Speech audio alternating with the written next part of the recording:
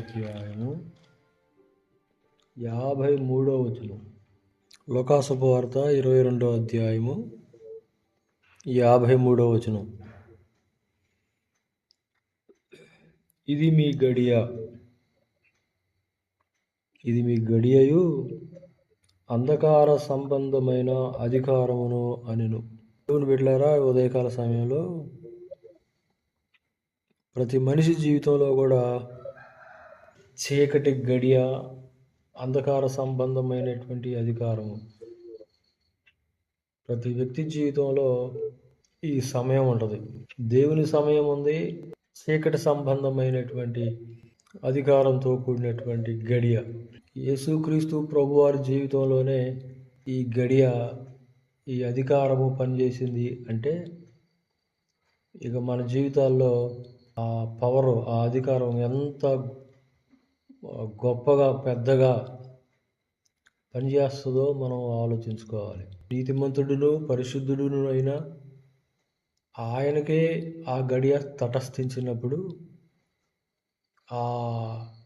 ఆ పవరు, ఆ చీకటి సంబంధమైనటువంటి అధికారము ఆయన మీద ఏలుబడి చేసినప్పుడు, ఇక మన విషయాలకు వస్తే మనం ఏ పాటి వారం? నీతిమంతుడును నిష్కల్మషుడునైనటువంటి ప్రభువారి జీవితంలోనే. యోబు గ్రంథము 15వ అధ్యాయము 14. శుద్ధుడగుటకు నరుడు ఏ పాటివాడు? నిర్దోషుడగుటకు స్త్రీకి పుట్టినవాడు ఏ పాటివాడు? ఆలోచించుము. ఆయన తన దూతలు యందు నమ్మికొంచుడు. ఆకాశ వైశాల్యం ఆయన దృష్టికి పవిత్రం కాదు. అట్లుండగా హేయుడును చెడుని వాడును, నీళ్లు త్రాగునట్లుగా దుష్క్రియలు చేయువాడును మరి అపవిత్రుడుగును కదా. మానవుడు ఏ పాటివాడు? ఆయన మీదే ఆ ప్రభావము పనిచేసినప్పుడు,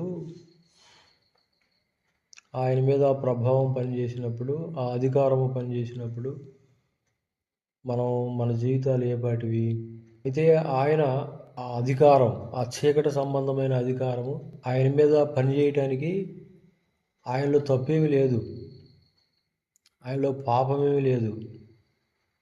కానీ మన మానవ జాతి అంతా పాపమును, ఆ శాపమును, మానవ జాతి మీద ఉన్నటువంటి ఆ చీకటి గడియ తన మీద వేసుకొని ఆయన వెలుగు మనకి కలుగు చేయటానికి ఆ గడియకు ఆయన వచ్చాడు, ఆ సమయానికి ఆయన వచ్చాడు.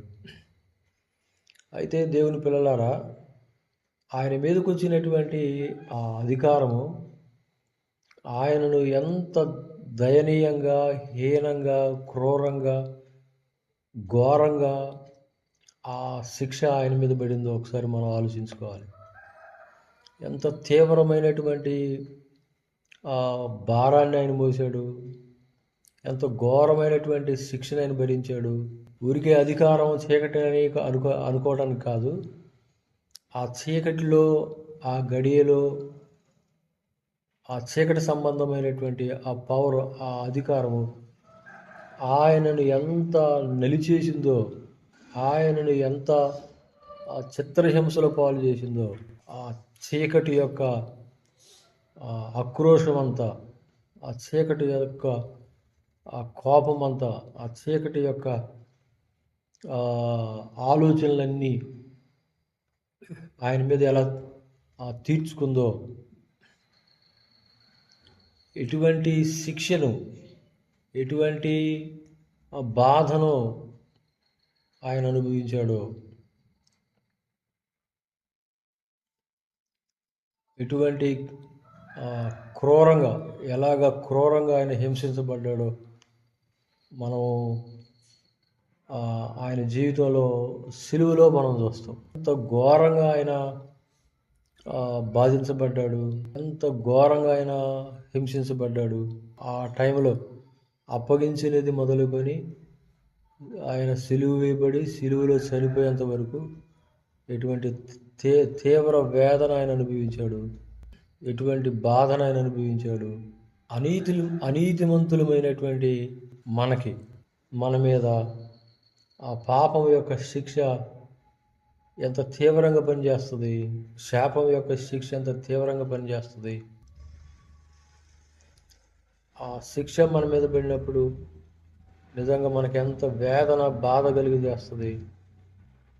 ఒక గడియ ఉంటుంది, ప్రతి వానికి ఒక గడియ ఉంటుంది. ఈ చీకటి సంబంధమైనటువంటి గడియ మనల్ని పరిపూర్ణ చేయడానికి కానీ, సంపూర్ణ చేయడానికి కానీ, మనల్ని ప్రక్షాళన చేయడానికి కానీ దేవుడు మనల్ని చీకటి గడియకు అప్పగించినప్పుడు ఆ చీకటి గడియలో కలిగేటువంటి వేదన, ఆ శాపం ద్వారా కలిగినటువంటి వేదన అంతా ఇంత కాదు.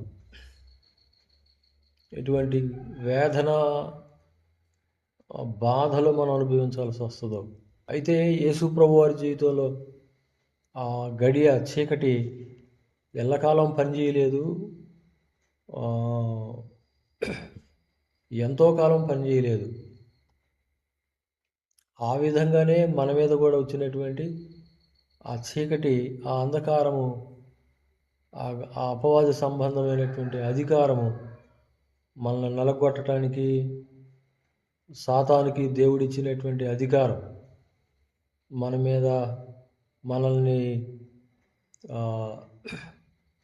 మన మీద సాతానుకు దేవుడిచ్చినటువంటి ఆ పవరు, ఆ అధికారాన్ని, ఆ పవర్ని ఎంత వాడు ఏ విధంగా వాడుకుంటాడో మనం ఆలోచించుకోవాలి. దేవుడు మనల్ని విడిచిపెట్టినప్పుడు, దేవుడు మనలను ఆ గడియకు అప్పగించినప్పుడు, ఆ అధికారానికి అప్పగించినప్పుడు వాడెంత రౌద్రుడై, ఉగ్గురుడై మన మీద తన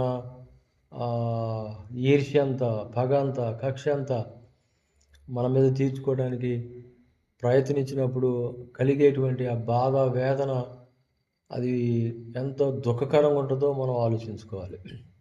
ఈ రోజున మనం ఆ గడియకు అప్పగించబడినప్పుడు, ఆ శిక్షకు, ఆ అధికారానికి అప్పగించబడినప్పుడు మనం తిరుగుబాటు చేసే వారంగా ఉండకూడదు. కానీ యెషయా 26వ అధ్యాయంలో నీ శిక్ష వారి మీద పడగా వారు దీన ప్రార్థన చేశారు అని రాయబడుతుంది. దీన ప్రార్థన. యేసు ప్రభు వారు నీతిమంతుడైనప్పటికీ ఆయన ఎప్పుడు కూడా నాకెందుకు ఈ శిక్ష, నాకెందుకు ఈ బాధ, నాకెందుకు ఇది, నేనేం చేశాను అని ఆయన ఎప్పుడు అనలేదు. న్యాయంగా తీర్పు తీర్చే దేవునికి తను అప్పగించుకున్నాడని వాక్యంలో చెప్పబడింది. కాబట్టి ఆయనే నోరు తెరవలేనప్పుడు, ఆయనే నోరెత్తి మాట్లాడలేనప్పుడు మనం ఏ పాటి వారం చెప్పండి? దేవుణ్ణి ప్రశ్నించడానికి కానీ, దేవుణ్ణి క్వశ్చన్ చేయడానికి కానీ మరి మనం ఏ పాటి వాళ్ళం? మనం ఎంతటి వారం? ప్రతి వ్యక్తి జీవితంలో, ప్రతి భక్తుని జీవితంలో ఆ చీకటి గడియ ఉంటుంది. ప్రతి భక్తుని జీవితంలో ఆ చీకటి గడియ ఉంటుంది. ఆ అంధకార సంబంధమైనటువంటి అధికారం ప్రతి భక్తుని జీవితంలో ఉంటుంది. అయితే మనం చూసినటువంటి పరిశుద్ధ గ్రంథంలో మనం చూసినటువంటి భక్తులు ఎవరు కూడా వాళ్ళకి కలిగినటువంటి శ్రమలలో దేవునికి మొరపెట్టుకొని దేవుని విడిపించమని ప్రార్థించినారే తప్ప వారు ఎక్కడ కూడా దేవుని సనిగినట్టు, దేవుని మీద గొనిగినట్లుగా మనకు కనపడదు. అయితే ఇశ్రాయేలు జీవితంలో ఆ ఉమ్మడిగా వారి జీవితాల్లో మనం చేసినప్పుడు వారి మీదగా గడి వచ్చినప్పుడు వారు దేవుని మీద సనిగారు, గొనిగారు. కానీ భక్తుల జీవితాలని అబ్రహాము కానీ, ఇస్సాకు కానీ, యాకోబు కానీ, యోసేపు కానీ, మోషే కానీ, దానియేలు, ఇంకా భక్తులు ఎంతోమంది ఉన్నారు. వారి జీవితాల్లో మనం చూసేది ఏంటంటే వినయంగా తమ్మును తాము దేవునికి అప్పగించుకున్నారు. అది వినయంగా దేవుని ఎదుట తగ్గించుకున్నారు. కాబట్టి ఆ గడియ మన మీద పడినప్పుడు, ఆ సమయం మన మీదకి వచ్చినప్పుడు మనం దాన్ని ఒక శాపంగానో లేక దాన్ని ఒక దేవుడు మన మీదకు పంపినటువంటి ఒక శిక్షగాను భావించకూడదు, కానీ అది మనల్ని పరిపూర్ణ చేయడానికి, సంపూర్ణ చేయడానికి మన మీదకు పంపబడినటువంటి శిక్షగా దాన్ని మనం భావించాలి. మన వ్యక్తిగత బలహీనతలను బట్టి మన మీదకు వచ్చినటువంటి శిక్షగా మనం భావించుకోవాలి.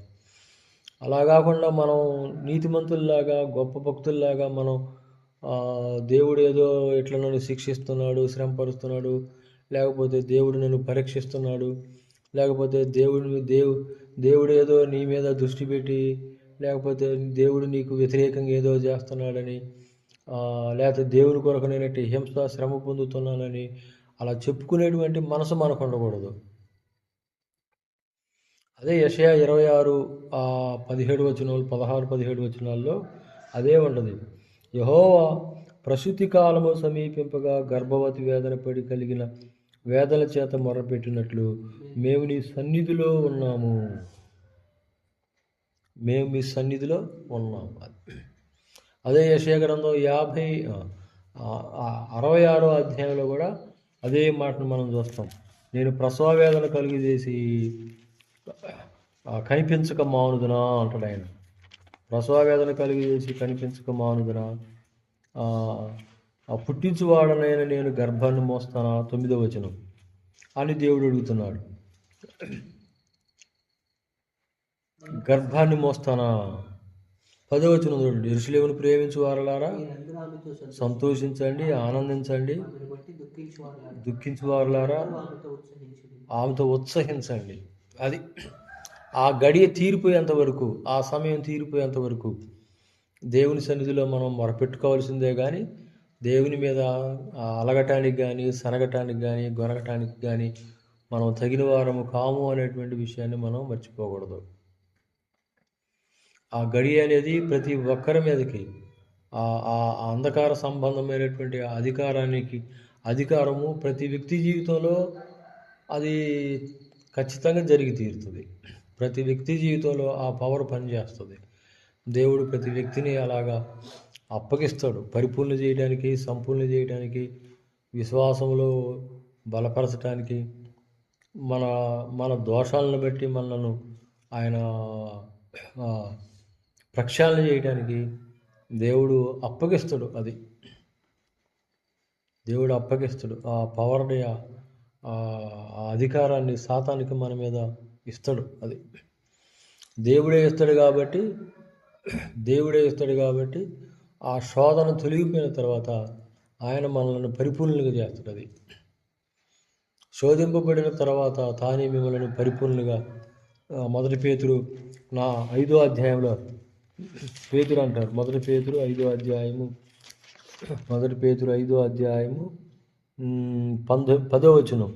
తన నిత్య మహిమకు క్రీస్తునందు మిమ్మల్ని పిలిచిన సర్వకృపానిధియగు దేవుడు మీరు శ్రమపడిన పిమ్మట తానే మిమ్మల్ని పూర్ణులుగా చేసి స్థిరపరిచి, అది మనల్ని పూర్ణులుగా చేసేంత వరకు, సంపూర్ణులుగా చేసేంత వరకు ఆ చీకటి గడియ మన మీద అలాగనే ఉంటుంది. అంధకారం, అది ఆ పవర్, సాతానికి ఇవ్వబడినటువంటి పవర్ మన మీద పనిచేస్తుంది. కానీ ఆ టైము, ఆ సమయం వానికి మించిపోయినప్పుడు దేవుడు మనల్ని ఆదరిస్తాడు, బలపరుస్తాడు. అదే యెషయా గ్రంథం 66వ అధ్యాయంలో 11వ వచనం నుంచి మనం చూసేది అదే. దేవుడు ఆదరిస్తాడు, దేవుడు బలపరుస్తాడు. ఆ అధ్యాయం అంతా మనం అక్కడ ఆ 9వ వచనం నుంచి ఆ చివరి వచనం వరకు మనం చూస్తున్నప్పుడు మనకు అదే కలిగింది. అలాగనే యోబు గ్రంథము 42వ అధ్యాయంలో, యోబు గ్రంథము 42వ అధ్యాయం 42వ అధ్యాయం 11వ వచనంలో కూడా, అప్పుడు అతని సహోదరులందరూ, అతని అక్క చెల్లెళ్ళందరూ అంతకుముందు అతనికి పరిచయలేని వారు వచ్చి అతనితో కూడా అతని ఇంట అన్నపానములను పుచ్చుకొని యెహోవా అతని మీదకి రప్పించిన సమస్త బాధను గురించి ఎంత లేచి దుఃఖములు పొందుతువని అతని కొరకు దుఃఖిస్తూ అతన్ని ఓదార్చిరి. అది యెషయా గ్రంథం 60వ అధ్యాయంలో కూడా ప్రభు అనేది నేను మిమ్మల్ని ఓదారుస్తాను అంటాడు. ఆయన ఓదారుస్తాడు, అది మనల్ని ఓదారుస్తాడు, మనల్ని వా ఓదార్చే దేవుడు ఆయనది. నేనే మిమ్మల్ని ఓదార్చువాడను అంటాడు ఆయన. ఓదార్చుతాడు ఆయన. ఆ ఓదార్చే ఆ గడియంత వరకు వెయిట్ అండ్ సీ అంట. అది ఆయన కోసం కనిపెట్టుకోవాలి. నేను మిమ్మల్ని ఓదార్చుతాను. 57వ అధ్యాయము 18వ వచనం. నేను వారి ప్రవర్తనను చూసి తిని వారిని స్వస్థపరుస్తాను, వారిని నడిపింతును, వారిలో దుఃఖించు వారిని అది వారిలో దుఃఖించే వారిని ఓదార్చుదును. వారిలో కృతజ్ఞతా బుద్ధి పుట్టిస్తూ దూరస్తులకును సమీపస్తులకును సమాధానమని చెప్పి నేనే వారిని స్వస్థపరిచేదనని యెహోవా సెలవిస్తున్నాడు. ఆవిడ దేవుడు ఓదార్చే గడి వస్తుంది. అది ఆ శ్రమలు తీరిపోయిన తర్వాత, బాధలు తీరిపోయిన తర్వాత మళ్ళీ రావని లేదు. అది తీరిపోయిన తర్వాత ఇక బాధలు రావని, శ్రమలు రావని, దుఃఖాలు రావని లేదు. పగలు ఉంటుంది, రాత్రి ఉంటుంది. పగలు రాత్రులు దేవుడు నియమించాడు కాబట్టి ప్రతి భక్తిని జీవితంలో పగలు ఉంటుంది. చీకటి ఉన్నప్పుడు పగలు వస్తుంది, పగలు ఉన్నప్పుడు కూడా చీకటి రావచ్చు. అది కాబట్టి ప్రతి మనిషికి అది తప్పదు. భూమి మీద మనం జీవించేంత కాలము రాత్రి పగలు ఉండక మానవు. అది రాత్రి ఉంటుంది, పగలు ఉంటుంది. కాబట్టి పగలు వచ్చినప్పుడు సంతోషించడానికి లేదు, రాత్రి వచ్చినప్పుడు డేల పడటానికి లేదు. ఓ గడియ దేవుడు మన మీద అనుమతించినటువంటి ఆ గడియ, ఆ అంధకార సంబంధమైనటువంటి ఆ పవరు మన మీద, చీకటి అధికారాన్ని ఆ దేవుడు తొలగించి మనల్ని ఆదరించే వరకు కనిపెట్టుకోవాలి. అది అలా మనం కనిపెట్టుకోగలిగినప్పుడు మనం నిలబెడతాం. అది కనిపెట్టుకోలేకపోతే మనం డీల పడితే మనం అవిశ్వాసులమైపోయి విశ్వాస భ్రష్టులమయ్యేటువంటి పరిస్థితి వస్తుంది. చాలామంది ఈ అంధకార సంబంధమైనటువంటి గడిలో తొలగిపోయి తప్పిపోయి దేవుని విడిచిపెట్టిన వారు ఎంతోమంది ఉంటారు. అలాంటి గుంపులో మనం ఉండకుండా, ఇశ్రాయేలు సనిగి గొనిగి అరణ్యంలో రాలిపోయిన వారంగా ఉండకుండా మనం కూడా విశ్వాసంతో ఆ శుభగడి కొరకు, ఆ వెలుగు కోసం కనిపెట్టుకుందాం. యెషయా 60 మొదటి వచనంలో అదే చెప్పింది. ఇదిగో లెమ్ము తేజేరు లెమ్ము, వెలుగు నీ మీదకి వచ్చింది. ఆ వెలుగు ఉదయించే వరకు, ఆ అంధకారం తొలగిపోయేంత వరకు మనం ప్రభు సన్నిధిలో దీనులుగా కనిపెట్టుకోవాలి. ఆ కృప పరిశుద్ధ ఆత్మదేవుడు మనకు దయచేయను గాక. చిన్న ప్రార్థన చేసుకుందాం. ప్రేమ కలిగిన తండ్రి, మరొక నూతన దినం మాకు ఇచ్చినందుకు స్తోత్రాలు చెల్లిస్తూ స్తుతిస్తూ గణపరుస్తున్నాం. ఎంత దయగలిగిన దేవుడు అని ఆయన, ఎంత కనికరం కలిగిన దేవుడు. నీవే లేకపోతే మేమేమైపోదుమో. ఓ ప్రభువా, మీకు వందనాలు చెల్లిస్తూ స్తుతిస్తూ గణపరుస్తున్నాం. ఈ ఉదయకాల సమయంలో నేను మీరు ఇచ్చినటువంటి మాటల కొరకు వందనాలు చెల్లిస్తూ మా జీవితంలో సాతాను అధికార సంబంధమైనటువంటి ఆ గడియ, ఆ అధికారము, ఆ చీకటి మాలో తొలగిపోయేంత వరకు, మా మీద నుండి తొలగిపోయేంత వరకు, మా కుటుంబాల మీద నుండి తొలగిపోయేంత వరకు, సంఘాల మీద నుండి తొలగిపోయేంత వరకు దీనులుగా దీన ప్రార్థనలు చేసే వారంగా ఓ తగ్గింపు జీవితాలు మాకు దయచేయండి. ఓ ప్రభువా, నీకు వందనాలు చెల్లిస్తూ స్తుతిస్తూ గణపరుస్తున్నాం. ఓ ప్రభువా, వందనాలనైనా క్షేమంగా ఉన్నవారు దాన్ని చూసి అయినా మరి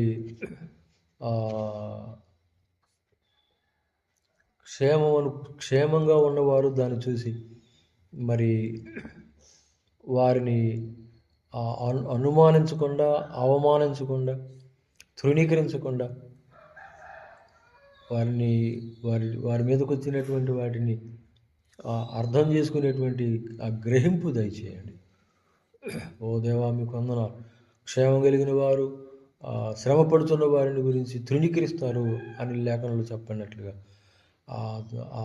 ఆ గడియలో ఆ అంధకార సంబంధమైనటువంటి చీకటిలో ఉన్నటువంటి వారిని మేము అర్థం చేసుకొని బలపరిచే వారంగా ఉండటానికి కృప చూపించండి.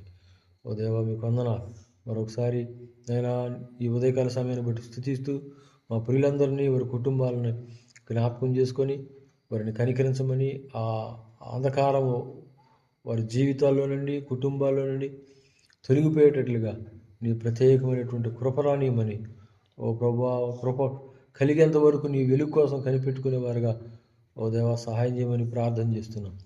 ఓ దేవా, రాత్రి తొలగిపోయి తెల్లవారి కొరకు వెలుగు కోసం కనిపెట్టుకుంటున్నట్లు మేము కూడా అలా కనిపెట్టుకుని కృప దయచేయమని, ఈ మాటలు, ఈ వాక్యం మా వినికిళ్ళు దీవించమని. మరొకసారి నాయన, మా దేశమంతా నీ సన్నిధికి, నీ పాదాల దగ్గరికి రావడానికి సహాయం చేయండి ప్రభువా. నీ నామపేట హింసించబడుతున్నటువంటి నీ ప్రియులందరినీ జ్ఞాపకం చేసుకోండి. ఈ దీని దీవులతో నింపమని, సమస్త మహిమ ఘనత ప్రభువులు మీకే చెల్లిస్తూ స్తుతిస్తూ యేసు క్రీస్తు శక్తి కలిగిన శ్రేష్టమైన నామంలో ప్రార్థించి స్తుతించి వేడుకుంటున్నాం తండ్రి. ఆమేన్.